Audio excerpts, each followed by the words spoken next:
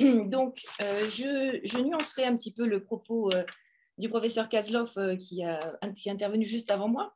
Je ne dirais pas que la signification des Jeux Olympiques et le traitement qu'on leur réserve dans les médias mondiaux est peut-être amoindri. Parce que je pense que ce domaine des Jeux Olympiques ou du sport en général a des implications très importantes, puisqu'il fait appel à l'imaginaire des peuples. Les hommes s'y projettent, s'y retrouvent. Ils projettent d'une certaine manière leurs espérances. On peut voir d'ailleurs avec quelle ferveur les sportifs, les champions sont accueillis à leur retour d'épreuves sportives. Donc, je pense que cela touche vraiment à l'imaginaire des peuples. Et à cet égard, le traitement et l'idéologisation du sport qui s'est intensifiée ces dernières années est extrêmement importante.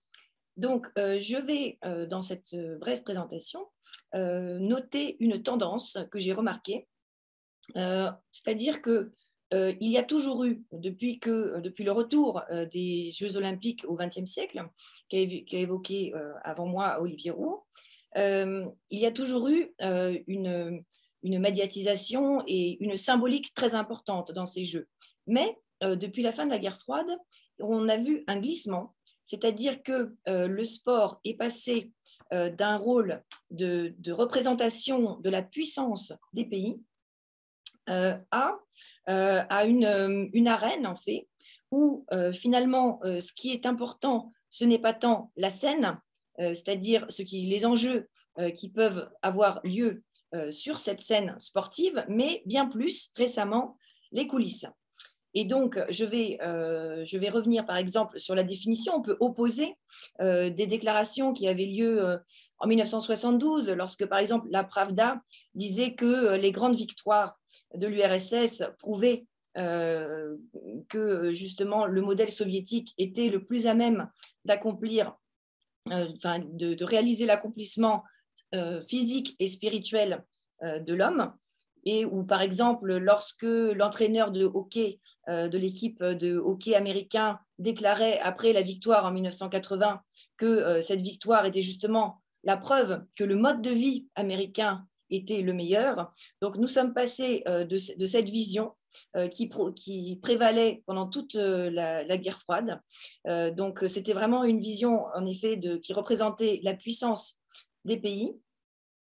Et d'ailleurs, on s'est rendu compte que à chaque fois, les Jeux ont été le théâtre d'un problème ou d'une question idéologique particulière. Donc, on se souvient par exemple des Jeux de Mexico en 1968, qui étaient voilà, dans la mouvance de toutes les questions raciales aux États-Unis, avec très peu de temps auparavant l'assassinat de Martin Luther King, et où on a vu donc Tommy Smith et John Carlos tendre le poing pour protester contre les discriminations des Noirs aux États-Unis.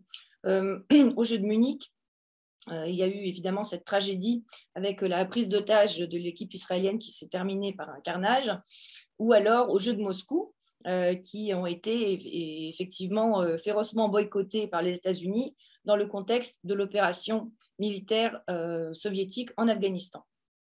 Donc, comme je le disais, on assiste depuis la fin de la guerre froide à un glissement, c'est-à-dire que l'essentiel n'est plus de comparer les athlètes ou les athlètes incarner donc la puissance et le prestige de leur pays, avec notamment le classement des médailles, ou d'une certaine manière, on comparait la force.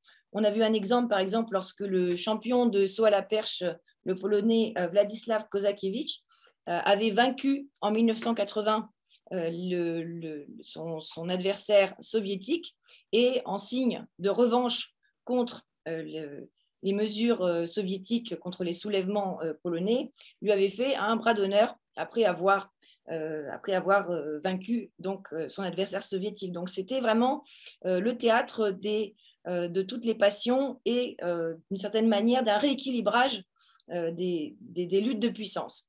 Or, comme je le disais tout à l'heure, maintenant, on assiste à un phénomène différent où le but justement n'est pas de se battre dans l'arène, mais d'empêcher à ses adversaires de concourir dans l'arène, ne même pas les y laisser accéder.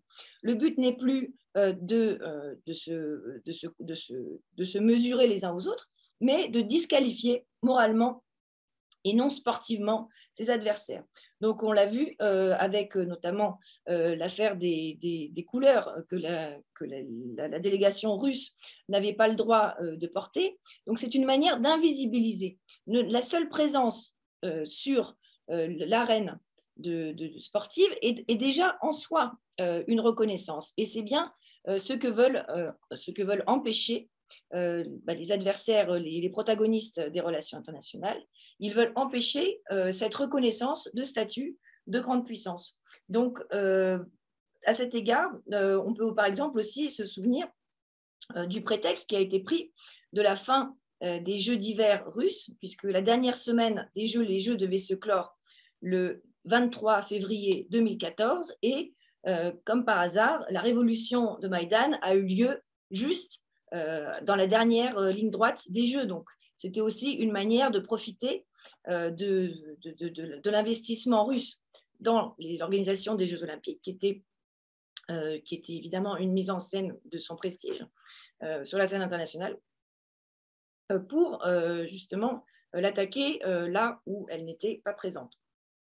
Donc, pour conclure, je voudrais vraiment souligner l'importance de cette tendance et regretter que vraiment le sport ait perdu sa vocation initiale et qu'il ne soit même plus ce qui pouvait être acceptable, une vitrine du prestige et un instrument de soft power, mais qu'il est devenu au contraire un lieu sacré, un lieu, une sorte de sanctuaire dont on écarte les ennemis. Voilà, les ennemis idéologiques.